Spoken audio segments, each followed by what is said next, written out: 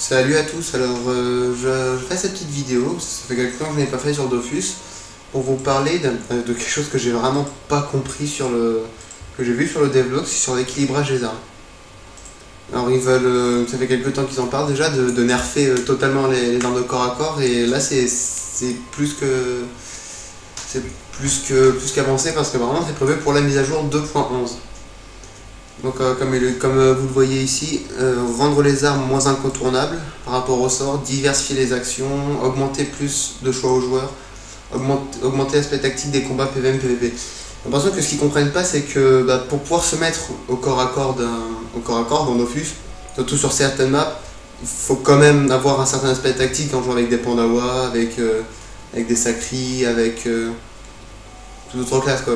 Donc déjà ça, je trouve que déjà ça part d'une mauvaise idée.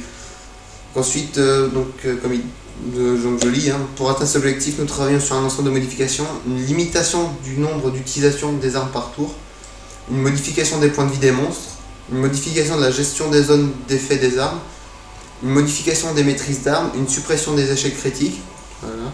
Une révision des bonus de classe par type d'armes, les armes de prédilection, comme les FK, le bâton et tout ça, un équilibrage de certaines armes au cas par cas.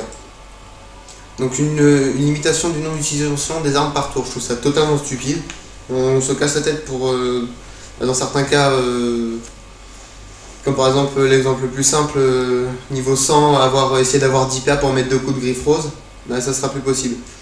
Une modification des points de vie des monstres, donc de choix, soit ils vont leur augmenter les points de vie, et du coup ça va être galère de les tuer parce que justement on pourra faire moins d'attaques corps à corps, soit ils vont les diminuer, du coup ce sera encore plus simple parce que ok, les armes de corps à corps ça tape fort, mais il y a certains sorts comme la colère de Yop, la flèche punitive du crack qui tape extrêmement fort, et du coup les monstres se feront encore pourrir encore plus vite. Une modification de la gestion des effets des zones d'effet des armes. Il va mettre le marteau et le bâton sur une case, je vois pas trop l'intérêt. Modification des maîtrises des armes, donc soit ils vont augmenter les dommages, ce qui serait quand même assez logique, soit ils vont diminuer les dommages pour en réduire encore plus l'importance. Donc dans ce cas là les corps à corps, tout le monde va changer de corps à corps pour avoir des effets plus boost au lieu de taper. Suppression des échecs critiques, alors là c'est pareil, c'est vraiment une idée pourrie. En fait, le principe du tour par tour, en fait, c'est que des fois on fait des coups critiques, taper plus fort, mais il y a aussi la possibilité de faire un échec critique. Avec les corps à corps, ça faisait carrément passer le tour. Donc sans forcément les supprimer, peut-être tout simplement que ça ne fasse rien, que ça fasse pas passer le tour, que ça fasse rien de spécial comme un sort quoi. Une suppression, je trouve ça un peu suivi. Révision des bonus de classe par type d'arme. Alors c'est très rare les personnes qui utilisaient les armes de prédilection par rapport à leur classe. Tous les terres prenaient, toutes les classes feu prenaient toujours les mêmes cacs, les classes R c'était pareil. Prenez un Yop, son arme de prédilection c'est l'épée, tous les Yop R tapent au glacé quoi. Donc un équilibrage de certaines armes au cas par cas. Donc ça veut dire que les armes level 180 et plus vont se faire nerfer, mais quelque chose de violent. Alors il explique après pourquoi cet équilibrage. Les armes ont souvent été une source de déséquilibre dans Dofus, peu utilisées à bas niveau et incontournables à haut niveau. Elles ont au fil du temps eu un impact de plus en plus important en PvM et PvP, en devenant la source de dommage principale dans la majorité des personnages. C'est normal, c'est peu utilisé à bas niveau parce que les armes de bas niveau sont pourries. Je pense que tout le monde sera d'accord avec ça, vous pourrez confirmer ou pas dans les commentaires, mais bon. Donc je vais pas tout vous lire.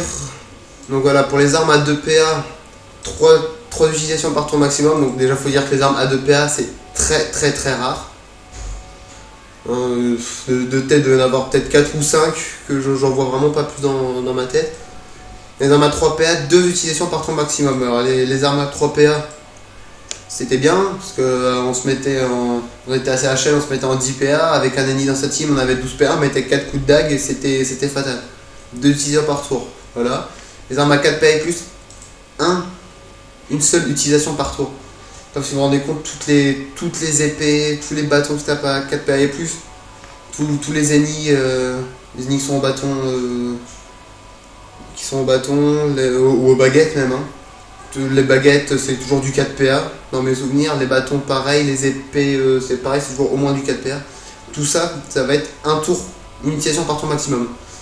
Donc ce qui veut dire c'est que les 3/4 des personnages vont virer leur cac qui leur faisait beaucoup de rocks pour mettre des cacs qui seront plus intéressants au niveau des améliorations. Là, par exemple, je prends sur mon sacrage si ça veut bien.